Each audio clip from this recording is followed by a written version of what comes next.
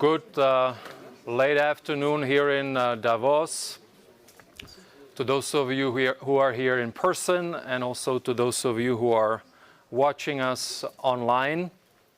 We are here to discuss the future of the Abraham Accords, an accord or accords that were signed in 2020, so almost 2 years ago, with the United States, the United Arab Emirates, Bahrain and Israel originally, and then since have expanded to also include Sudan and Morocco.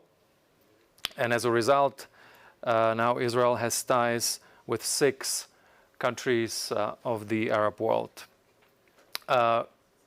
Many call this agreement a significantly transformative piece of document that has a potential to drive progress in the region on many fronts.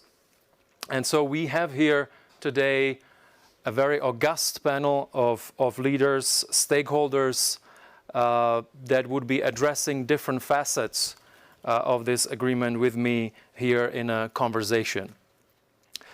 I would like to first start with Khalid bin Ahmed Al Khalifa, who is the advisor on diplomatic affairs to the King of Bahrain. Sheikh Khalid, a warm welcome to you. The second leader we have here is Dr. Thani Zayudi, Minister of State for Foreign Trade of the United Arab Emirates. A warm welcome. You're also a young global leader of the World Economic Forum. We have here Dorit Dor. You are the Chief Product and Technology Officer at Checkpoint Software Technologies in Israel. And last but not least, we have Stuart Eisenstadt. A warm welcome to you, partner and head International Trade and Finance, Covington Burling in the United States. So a warm welcome. I'm Mirek Dušek. I am with the forum. So first, Sheikh Khalid, not only are you now the advisor on diplomatic affairs to the King of Bahrain, but you were a long-standing foreign minister of your country with a lot of experience throughout the years in the region and, of course, globally. So help us understand the significance of this agreement for Bahrain. Why did you enter into this agreement, and how do you see it almost 2 years after signing the accords? Thank you. Our approach to open up to every country in the Middle East, including Israel, did not start in January of 2020. It started way before that. We have always maintained frequent meetings between Israeli officials, and including myself, with the Tzipi Livni and with others in the United Nations, in Munich, and everywhere. Then, of course, there were many conferences, World Heritage, FIFA, Maritime Security in the Gulf, which Israel was present officially there with their official delegation in Bahrain. And then, of course, came the P2P, the Peace to Prosperity workshop, which was the most important of them all. And in that workshop, we broke a barrier, which we always wanted to break that barrier, which is communication. Communication with the Israeli people through their own media. So Channel 13 was there, another Times of Israel was there, another also channel was there. And we talked to them straight into their homes with their morning programs and evening programs. So that was something that we wanted to show them that, peace is there in the Arab world, and peace-loving people are there in Bahrain and everywhere. So talking about my country, where I come from, it's an open city, an open port, historically. A house of a person of the Jewish faith is right next to a Muslim in the city of Manama. A mosque is only 50 meters away from the old synagogue of Manama. So it's nothing, and we have people living in Israel, Israeli citizens who were born in Bahrain. So this is something that we always aspire to achieve without any prejudice to our position regarding the Palestinian people. The Palestinian people, we have always maintained our position that we will help them and support them in achieving their aspirations. Statehood, independence, achieving whatever they will want to achieve for themselves, of education, of prosperity, of enabling them to, open up all their potential to build their own society. This will continue, and this is where we are. We are still committed to the Arab Peace Initiative. The Arab Peace Initiative, every single Arab country is in it, committed to it. And if you look at it closely, it's a de facto acceptance by every Arab country of the state of Israel in the region.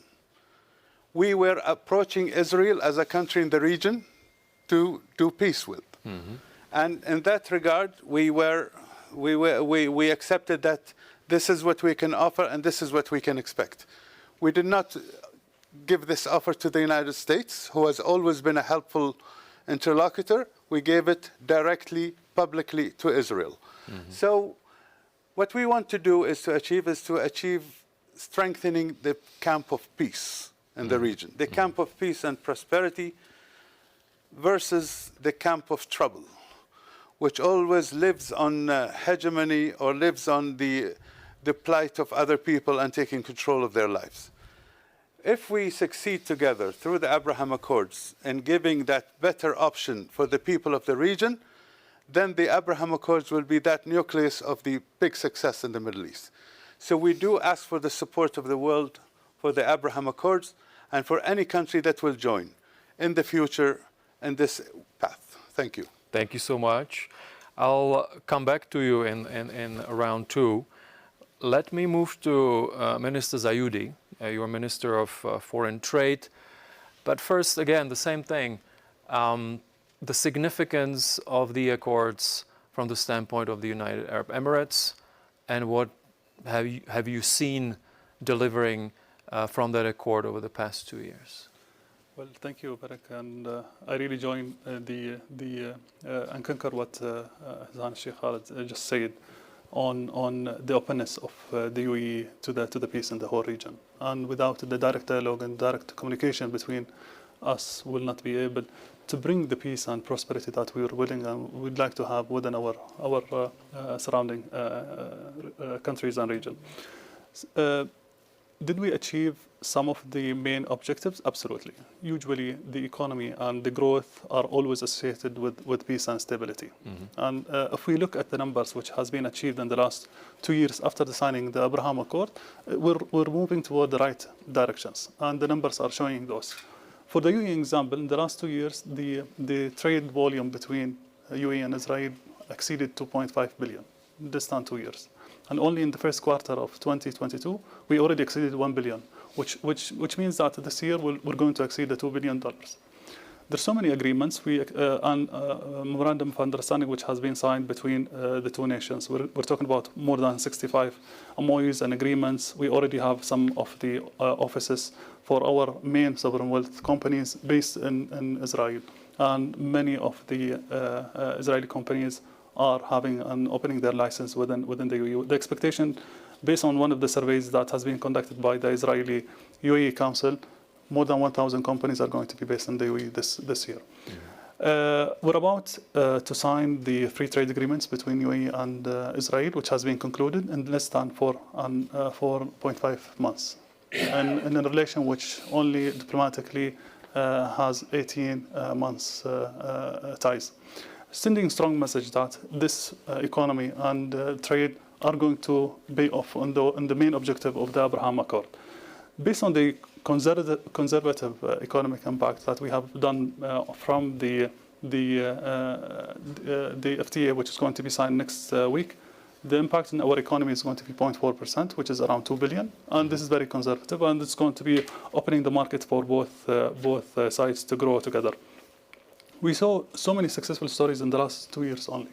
So many companies and startups from Israel came to the UAE and they scale up their businesses and technologies and went to the whole region, to the whole globe, which means that things are concretely happening time by time. The expectation is to reach 5 billion in the upcoming few years. So next year or the year after, we're going to hit that.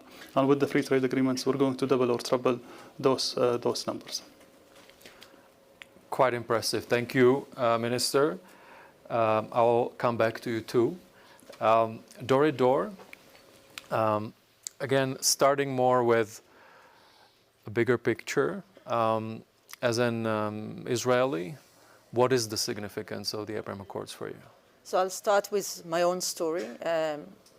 I've never been in an Arab country until December 2020, and then I visited the UAE as part of a delegation. Actually, it was the Paris Innovation and Peace delegation, and I had an absolutely amazing experience. One that was very welcoming, that was very forward-looking to collaboration, and that was seeking the real, the real people-to-people understanding and kind of living together. And personally, I'm here because I think that it's about the people making this relationship real in life. There are so many common topics for all the regions that I must admit I came out of this visit very optimistic, and also have many friends that I know visited quite a few times Dubai and other places, and are actually working in different forms of collaborations and relations. And I truly think that this is the fundamental thing that is required for peace and normality in an area. So I think what's unique here is this coming from, I'd say, the bottom, coming from the people that want to make it successful. And I know many people in my neighborhood that would like to make it successful. Thank you. Again, we'll come back to you. Stu Eisenstadt, you have a tremendous career in the private sector, but also a tremendous career with the U.S. administration, at State, at Treasury. You've worked a lot on economic agreements, maybe in other geographies, but from your standpoint, how do you see the significance of this agreement? Is it truly transformative as you see it from your experience personally and also from the vantage point of the United States? It is truly transformative, and it's transformative in a remarkably rapid way. It took a lot of political courage to break the ice and have formal diplomatic relations. And so it's incredibly important that the people in the Abraham Accord countries and in the broader Middle East see the benefits. It's tremendously important. I was involved during the Carter administration in the Israel-Egypt peace agreement. And while there are many positives to that relationship, including intelligence sharing and fighting against terrorism, the economic and people-to-people relationships have been very limited. For example, in 2021, the entire volume of trade was $300 million. Virtually no terrorism, virtually no cooperation, no tourism on either side. Here we have a situation, as the minister mentioned, that in one full year of implementation of the accord, you've got $1 billion of trade in 2021, and it'll be over $2 in 2022. That's remarkable, really remarkable, and I compare it again with the Egyptian figures. Not only that, you have, during a COVID period, 250,000 Israelis who visited the UAE. You have several synagogues that were opened in Dubai. You have the House of Abraham that was opened in Abu Dhabi. You have an Israeli Expo that was opened, a pavilion during Expo 2020. All of these people-to-people relationships are as important as the overall trade numbers are in building the interconnections that will be so important, and that say to the others in the region who haven't signed, who are in the camp, Sheikh was mentioned, the camp of division, that look what can happen when you put down the sword and you cooperate. Now, having said that, there are a couple of important improvements that can be made. I'll have more specifics later, but let me just take it on a general basis. Because the relationship is so new, each country and each business is not familiar with the other's business practices and markets. It will take time to develop that, and this is where the U.S. government and private sector can come into play because we do have experience in both markets and we can help each other understand those markets together. In addition, Israeli companies are fantastic at developing innovations. But what often happens because they lack the capacity of scale is they get acquired very quickly by US or European companies. Here's a way to really help Bahrain and Morocco and the UAE, and that is encourage Israeli companies to invest in the UAE, in Morocco, in Bahrain, have joint ventures and use that as a platform to access markets in the Middle East, in Africa, in Asia that they can't do directly from Israel. In other words, that allows them to scale up at the same time as it builds cooperative relationships with Bahraini, with Moroccan, and with UAE companies. So as much as we've had remarkable change for the good in little over a year, there is room for enormous expansion if we do the right things and we continue down this path. Thank you so much. If I could move back to Dorit. So you are in the high-tech sector. Yeah. I think a lot of people were excited about this accord or about these accords also because of the high-tech sector and the potential it has for the collaboration. I'm told last year alone was over 20 billion investment from VCs and others in the Israeli high-tech, so one of the powerhouses of the world in high-tech. So how do you see that? How can we develop that further? We have some impressive numbers on the trade side, but what are the concrete synergies that you see in the high-tech sector among the countries of the Abraham Accords? I think that we have many similar problems. We have problems of water, of agriculture in certain places. We have problems of cyber. We have challenges in developing technologies for future energy, etc., etc. And I think that in Israel we have like a very tiny test bed. We usually go outside to sell our stuff because we are a small country. And we have now a platform where we could do a lot of the research and build up the solution for a much, much bigger use case. Mm-hmm. So many of the things that were developed in Israel could be in architecture, in agriculture, in food, in energy, in many spaces, now have this huge usage and huge countries and huge use cases. And I'm sure that this by itself will create much more investment in the innovation itself. So not just to scale the companies in terms of resources, etc., but also scale the use cases to be much more diverse and to take something like a core thing that was developed for Israel and use it in a similar acclim, similar environment that could utilize the same resources. I think that people are resourceful in the high tech. They would find the ways to, maybe they would over-find the ways. They would push their stuff maybe beyond the cultural convenience of some of the countries, but we will have to learn to work together to do it in the right way.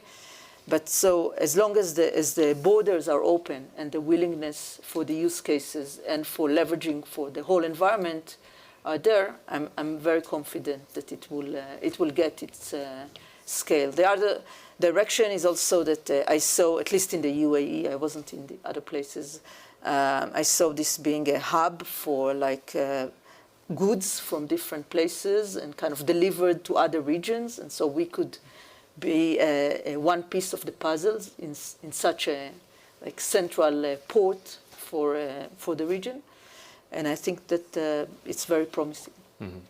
Just a follow-up question. First, in Israel, there is a very effective ecosystem also between the high-tech sector, but also universities. So that symbiotic relationship there. Do you see also more opportunities in the research and development and scientific area for collaboration on this front? And if I could add just on deep tech. So there is also a lot of startups and companies in Israel that are deep tech startups. Do you see pathways to collaborate on deep tech with other countries in the Abraham Accords? Yes, definitely. So regarding university, well, I didn't speak to university officials, but we have, I know the Israeli academical environment, and we usually collaborate with many academies around the world. And I met few research people in UAE, and I'm confident that similar relationship could be built. It could be between industry and research entities, and it could be between industry and industry, or research and research.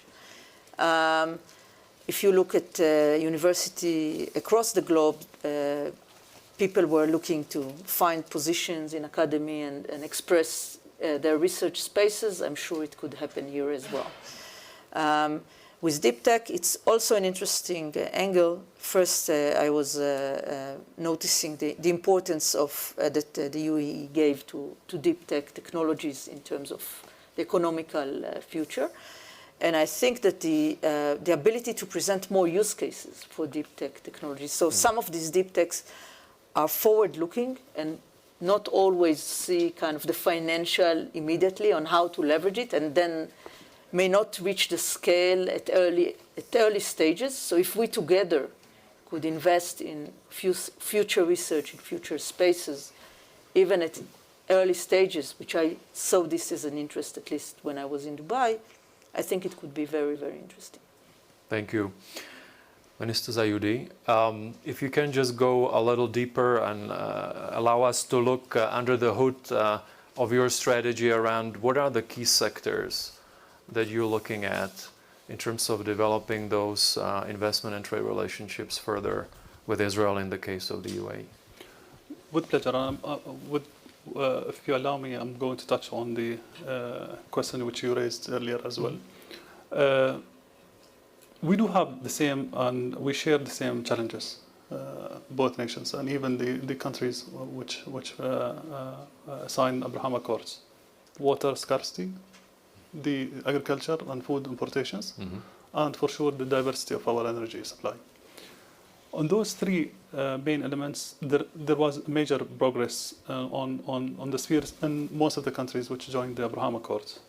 One of the things which we have done as a UAE, if you allow me to speak in particular about the UAE, the water, there already is many partnerships happening. And one of the key technology which we're investing in and taking it to the next level is how we're going to harvest the humidity to water. And it has been successful. Now we're working on reducing the energy consumption in such technologies, which could be as well not only applied in the region, but also globally for those rural areas where there is no accessibility to water. We established and work together in establishing a water research center in close collaboration with WaterGen, the Israeli WaterGen company, Tel Aviv University, and Baynuna company in the UAE. So we're emphasizing on the research and developments on the water. Agriculture, it's happening. The many technology transfer, engagements, partnership between the companies. We're progressing. We're trying to bring some of the practices which they applied already in Israel and take it to the larger scale in the UAE. But we're very focusing on the precision agriculture, which they already pioneered then. Energy, we already invested. One of the mega investments by Mubadala, $1.1 billion investment in Tamar gas field. And there are many other renewable energy investments as well, which we're working on. If you're talking about the sectors, health sector is a key sector, and we see so many synergies between both nations. We started some of the engagements. Later on, after the session, there will be another announcement of an engagement of a UAE-based company partnered with an Israeli companies. So we're taking that forward. We see huge potential. We're bringing some of the minds and the doctors, scientists in the health sector to the UAE, and vice versa. We're sending some patients to the Israeli hospitals because of the treatments that they're offering. IT and digitalization has been progressing strongly. Rafael, defense company in Israel with G42, already established partnerships. We have an office of G42 based in Israel, and they're working on those technologies. My colleague spoke about the logistics and we're logistics hubs. Looking at what Israel has been achieved, although they were having no relations, they were exporting 70% of their products to many countries which they signed free trade agreements with. And now with this close locations between UAE and Israel, we're going to complement this and work together and penetrating bigger and bigger markets. Space, we already launched the Berry Sheet 2 ship or plan to go to the moon soon. And the UAE-Israel Tech Zone as well launched last 2 years ago with the aim that we're going to connect more than 1,000 investors' minds together.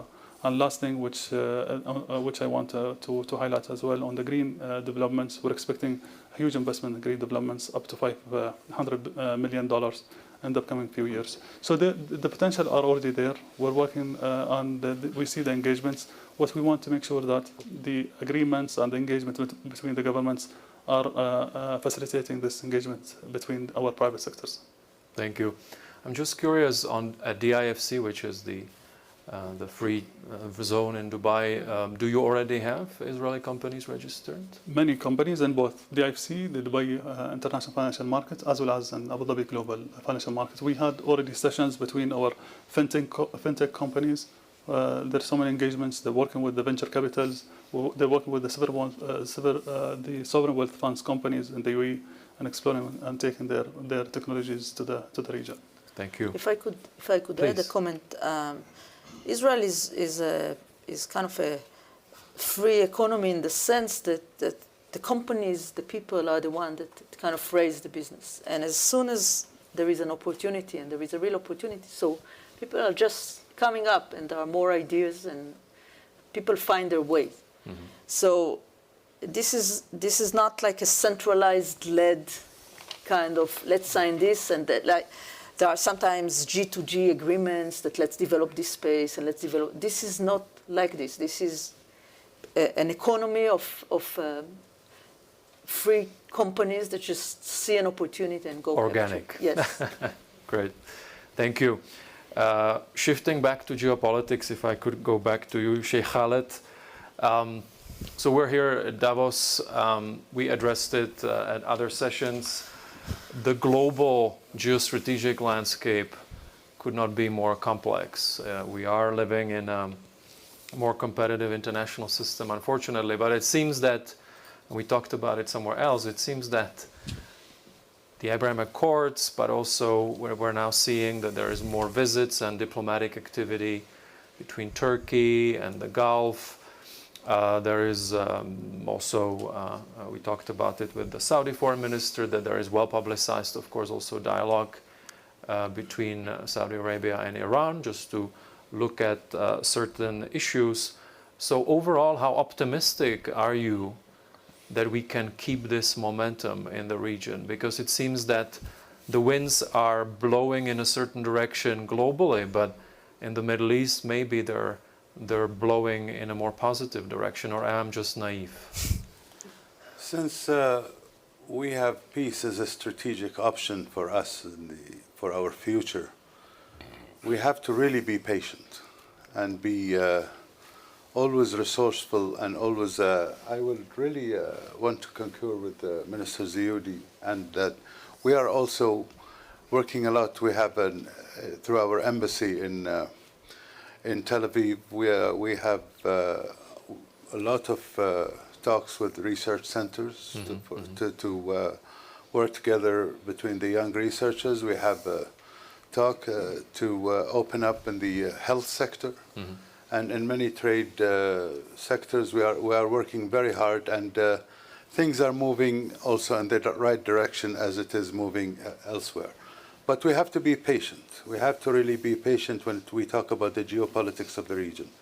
because we have the challenges, we have the naysayers, we have the opponents, but they should not allow that to slow us down or detract us from what we are trying to achieve, people of the region. We have challenges in the policy of the Islamic Republic of Iran.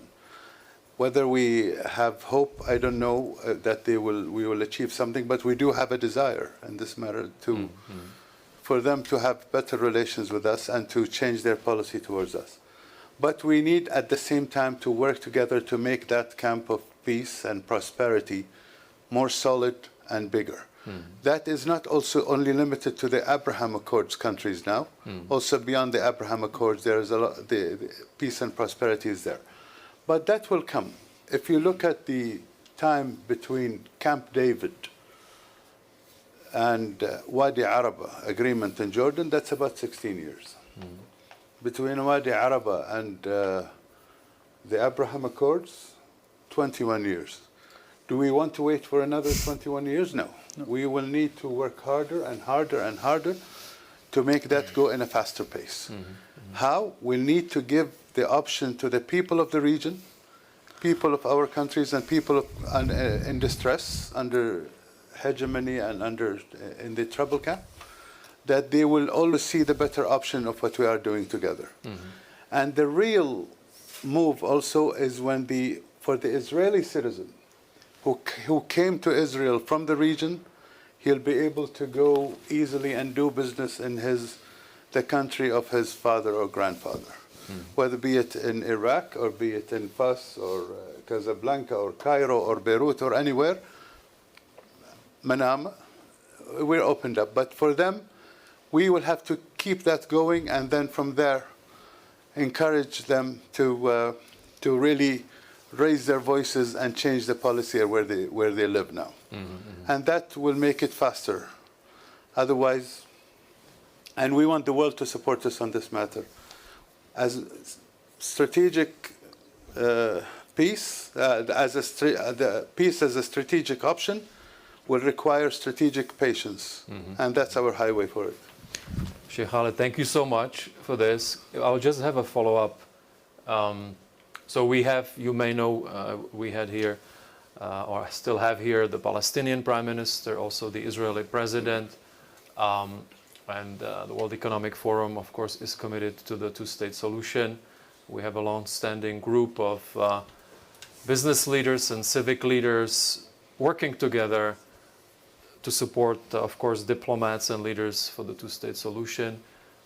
You mentioned it already at the beginning that we need to see this as also a stepping stone to finally achieving peace between the Israelis and the Palestinians.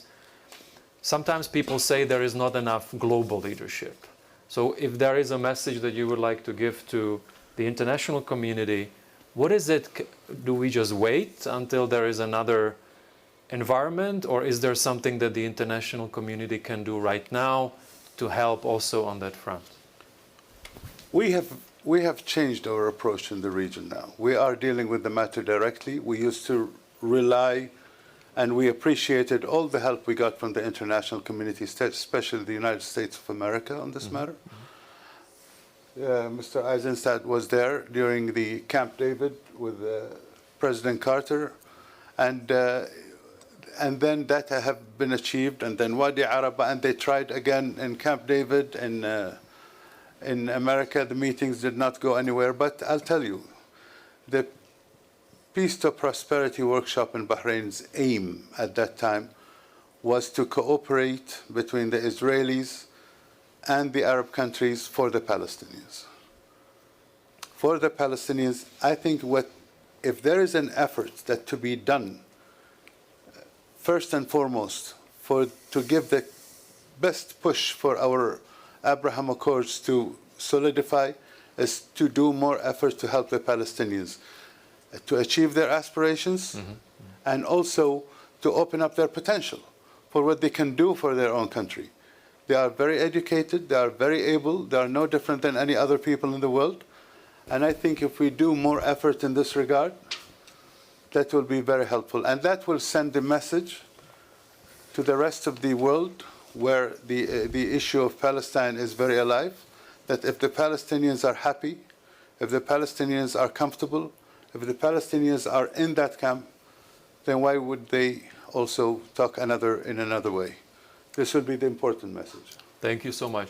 So Eisenstadt, I'd like to go to you with two things, because you were mentioned, of course, by Sheikh Khalid as an actor on the diplomatic front. So I'd like to also get your assessment, just overall, on how can we use this as a stepping stone to push at least, or accelerate, or create some momentum on the Israeli-Palestinian front. And then I know you have some also ideas around the Abraham Accords in terms of the specific mechanisms that we can even enrich it further from your experience working on economic zones, etc. But if you can address the first one and then the second one. Sure. So one of my mandates in the Clinton administration, when I was both Undersecretary of State for Economic Affairs and then Deputy Secretary of the Treasury, was the economic dimension of the peace process with the Palestinians. I negotiated a half dozen times with Yasser Arafat. I went to the Gaza industrial estate, and I want to talk about that. First of all, Congress has recently passed bipartisan legislation called the Nita-Lowey Act, and that provides a huge sum of money for a fund to encourage more Israeli-Palestinian joint ventures and more investment in the Palestinian territories. It's there for the taking. And this would do an enormous amount to improve the livelihood of Palestinians. Second, there is something called the Qualifying Industrial Zone, or QIZ legislation, which we passed in the Clinton administration, and which we could expand to Bahrain, to the UAE, to Morocco, to Sudan. And the way it works is that any country that has a peace agreement with Israel and sets up a qualifying industrial zone in their country, in a place of their choosing, if there's as little as 10% Israeli content in the product, they can ship back duty-free to the United States. Now, we had this in Gaza. I went to Gaza in July of 2000. It seems like it's another era, July of 2000. What I saw was beautiful. 30 plants, not Israeli plants, Japanese plants, American plants, European plants, using a small amount of Israeli content with the Palestinians and providing the rest. 30 plants employing 1,200 Gazans, and they were already putting the foundations for a second phase when the second Intifada occurred and everything blew up. So we can go back to that for the Palestinians, but extend it by legislation to all the Abraham Accord countries. And this would in effect create a free trade relationship with the United States without having to have a free trade agreement. Second, the U.S. could help catalyze a regional free trade zone so that there is free trade among and between the countries. It is amazing, and I have to tell you, I've negotiated a lot of trade agreements. The notion that in 4 to 5 months, Israel and the UAE could negotiate a truly comprehensive free trade agreement. 95% of the products are exempted from all duties. It covers intellectual property, it covers services, it covers regulation. It's remarkable. So we can use that as a model for Bahrain, for Morocco, and the like. Third are public-private partnerships, where we get the government and the private sector to catalyze each other. Next are incubators. I know that this can work. You have Israeli entrepreneurs who can come to the Abraham Accord countries and provide training and technical assistance to Bahraini, to Moroccan, to UAE business people, and to provide, in effect, technology transfer, but also intellectual transfer. Next, there is, just in the last year, Mohammed VI University in Morocco has signed MOUs with 4 Israeli universities. They're sending students both ways. I mean, we could do that with all the countries. Because it's a beautiful thing to get young people engaged. And this relationship between Mohammed VI, it's Technion, it's Hebrew University, it's Ben Gurion University. This could be done with your universities as well. So there is so much that can be done. The will is there. We need the creativity and the push. The governments can be catalysts for this. In the end, the private sectors have to take it up. But again, there is so much room for creativity, including on the Palestinian side. I want to end with going back to the Needle-Lowy Act. So far as I know, not a nickel of over $100 million has been made available yet. The Palestinians have to be willing to do it, and their argument is always, let's be frank about this. I've dealt with the Palestinians for years, and their argument is, if we take this economic assistance, you're just going to say there'll never be a political solution. And it's true, there have to be both. But I'm firmly convinced that if there's more cooperation on the economic side, it can break down barriers. We need more allowance by the Israeli government to have Palestinian investment in what's called Area C in the territories, which has most of the mineral and agricultural wealth. But if we have more of the kind of cooperation that the Bahrainis, the UAE, the Moroccans are doing, it will break down the resistance in Israel to a two-state solution, because people will see we can have peaceful relations, and the Palestinians will see that as well. Thank you. Thanks so much. We're almost out of time, so I'd like to just then finish with the three panelists like this. So Dorit, first, if I could go to you, I know you're very passionate about women in tech. So if there is any message that you have in that sense, in 1 minute. I think that the situation of women in technology is not 50-50 in either country, but if we really capture 50-50, then we have huge talent, and we are missing huge talent. So I welcome all the women, both in Israel and in the Arab countries, to take the opportunity and jump on the high-tech wagon. Great, thank you. I know in the UAE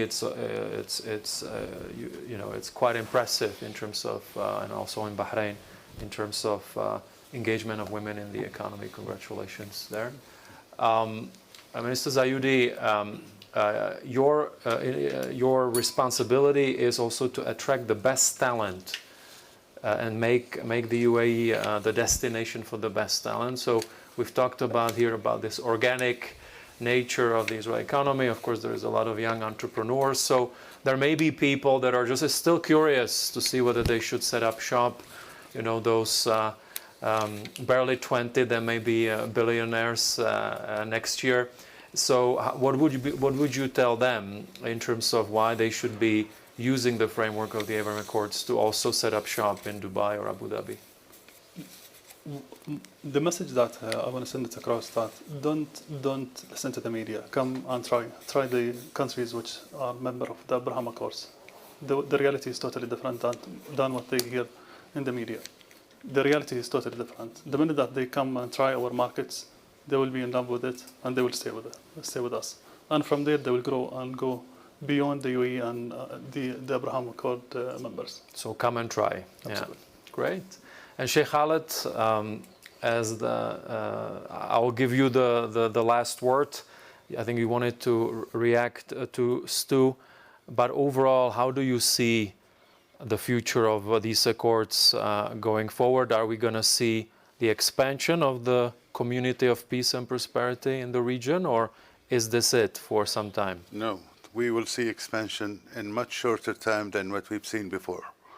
We are committed to that, and we are optimistic about that. And we just want the word from the world, two things. Support us as much as they have supported us in the past by providing solutions or providing mediation or providing good offices here and there by different countries. But we also now want them to see what we are doing as very in the same path as what's been done before.